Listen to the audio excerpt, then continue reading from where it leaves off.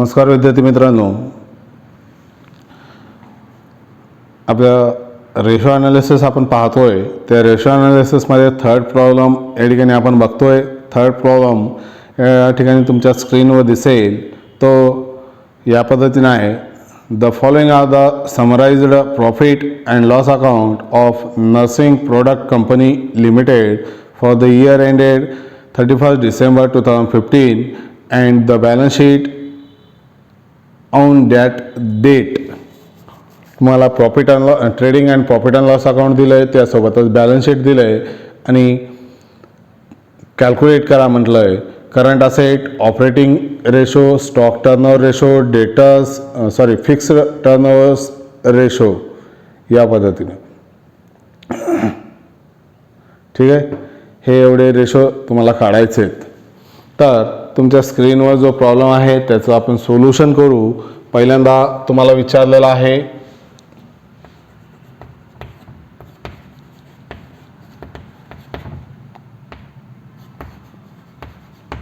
Current ratio. Current रेशोचा formula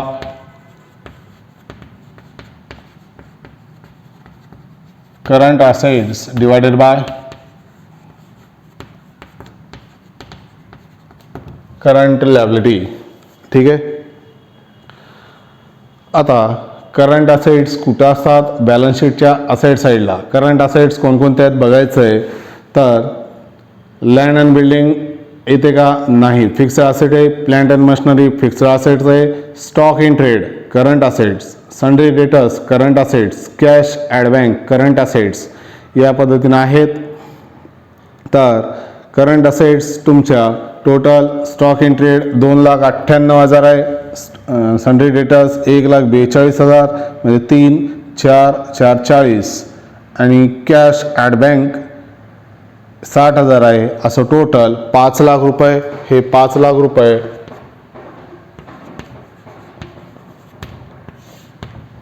त्यानंतर current liability. Current liability कोणकोणते आहेत? Shares capital. शेअर्स कॅपिटल ही करंट लायबिलिटी नाही आहे, ती इंटरनल डेप्थ आहे. रिझर्व इंटरनल डेप्थ आहे. करंट लायबिलिटी तुम्हाला डायरेक्ट दिलेलं आहे 2,60,000 रुपये आणि प्रॉफिट अँड लॉस अकाउंट हे देखील इंटरनल डेप्थ आहे.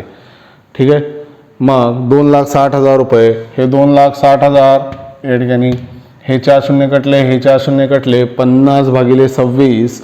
त्याचा आन्सर किती येतं? तर 1.92:1 हे त्याचं आन्सर येतं. ठीक आहे, त्यानंतर सेकंड नंबरला विचारलंय तुम्हाला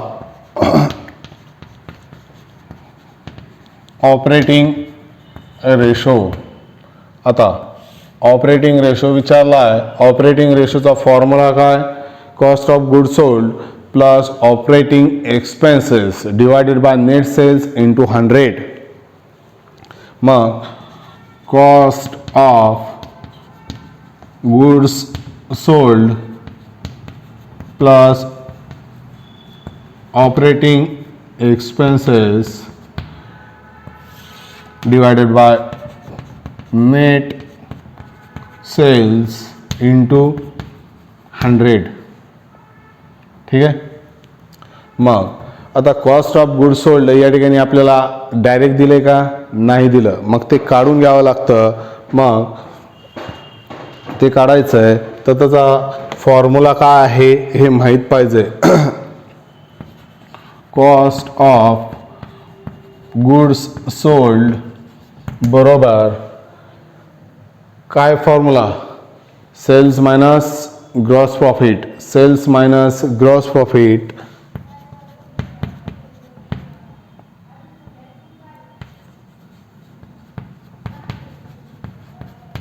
मग हा फॉर्म्युला आपल्याला माहीत आहे. सेल्स तुम्हाला ट्रेडिंग अकाउंटला दिलं आहे, ग्रॉस प्रॉफिट देखील दिलं आहे. सेल्स 17,00,000 रुपये, ग्रॉस प्रॉफिट 6,80,000 आहे. तर कॉस्ट ऑफ गुड सोल्ड काढता येतं आपल्याला.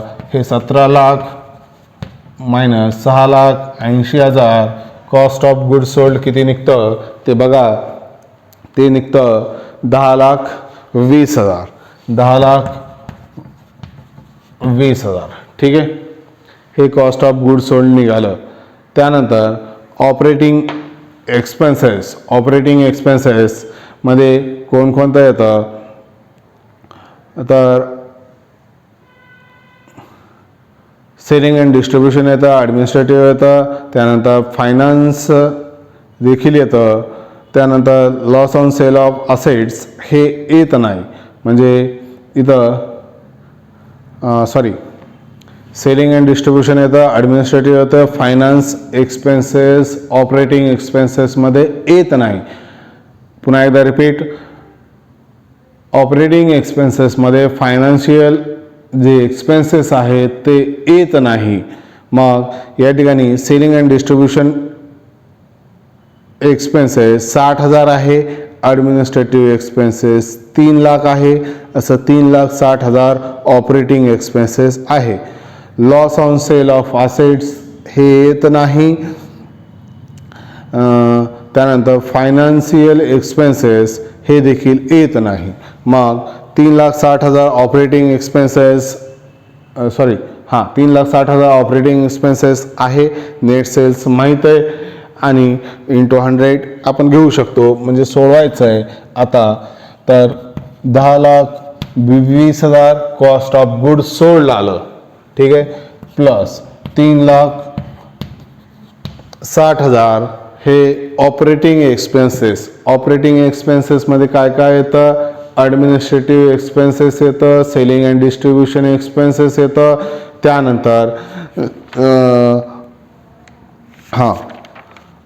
ऑपरेटिंग एक्सपेन्सेस ना, ऑपरेटिंगमध्ये सेलिंग एक्सपेन्सेस येतं, ॲडमिनिस्ट्रेटिव्ह एक्सपेन्सेस येतं, डिस्ट्रीब्युशन एक्सपेन्सेस येतं, ऑफिस एक्सपेन्सेस येतं, जनरल एक्सपेन्सेस येतं, पण फायनान्स एक्सपेन्सेस येत नाही. ठीक आहे, ओके. मग 3,60,000 हे आहे, डिवायडेड बाय नेट सेल्स किती आहे, 17,00,000. हे 17,00,000 इंटू 100, 10,20,000 प्लस 3,60,000 13,80,000 भागिले 17,00,000 गुणिले 100 बरोबर आन्सर काय येईल, तर आन्सर येतं 82.94%. 82.94% पर्सेंटेज, कारण इंटू 100 त्याचा हे आहे म्हणून फॉर्म्युल्यामध्ये ते पर्सेंटेजचं चिन्ह आहे म्हणून पर्सेंटेजमध्ये आन्सर येतं. त्यानंतर थर्ड नंबरला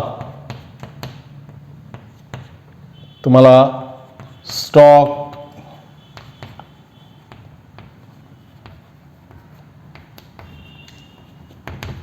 टर्नओव्हर रेशो विचारलेला आहे. स्टॉक टर्नओव्हर रेशोचा फॉर्म्युला काय, cost of goods sold divided by average stock.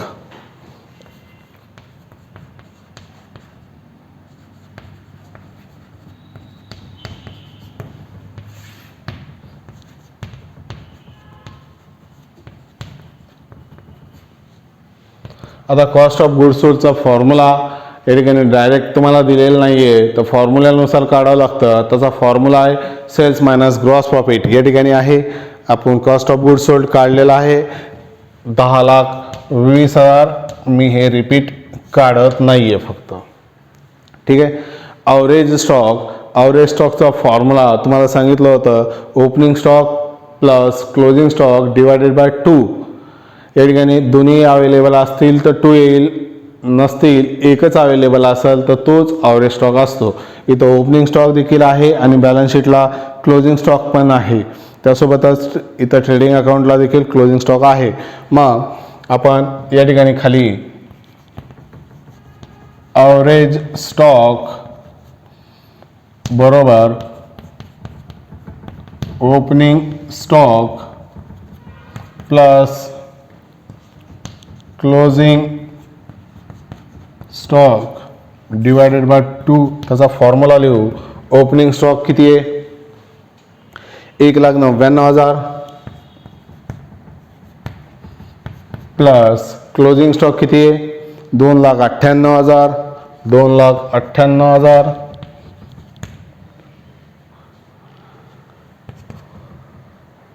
4,00,000. त्याचं टोटल किती येईल तर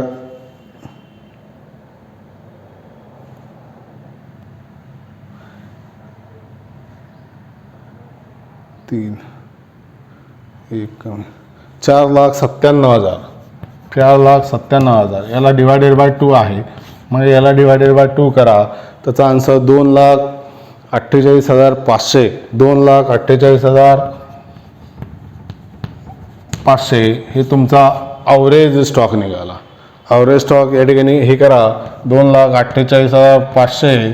तर कॉस्ट ऑफ गुड्स सोल्ड आहे, ॲव्हरेज स्टॉक आहे, त्याचं सोल्युशन करू शकतो आपण. मग सोल्युशन करा. त्याचं सोल्युशन केल्यावर या ठिकाणी 4.10. आता स्टॉक टर्नओव्हर रेशो कशामध्ये येतो तर टाइम्समध्ये येतो. टाइम्स हे त्याचं आन्सर आहे. ठीक आहे. त्यानंतर आपल्याला विचारलं आहे फिक्स्ड असेट्स टर्नओव्हर रेशो 4 नंबरला.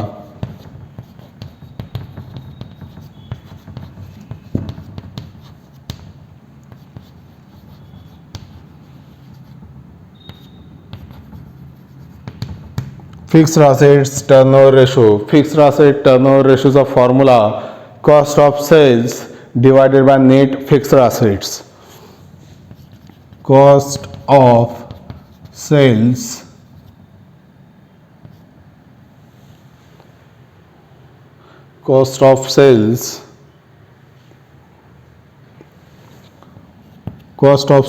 Divided by net fixed assets. आता आपल्याला माहित आहे cost of sales is equal to cost of goods sold आहे. मग या ठिकाणी तुम्ही लिहा वाटलं तर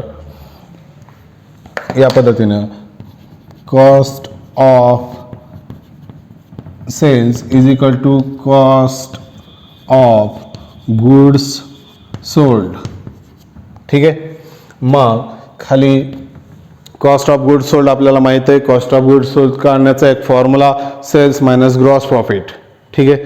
तो वाला 10,20,000 आणि नेट फिक्स्ड असेट्स. तर या ठिकाणी तुम्हाला फिक्स्ड असेट्स दिले लँड अँड बिल्डिंग आणि प्लांट अँड मशिनरी. इकडे डिप्रिशिएशन वगैरे काही नाही आहे.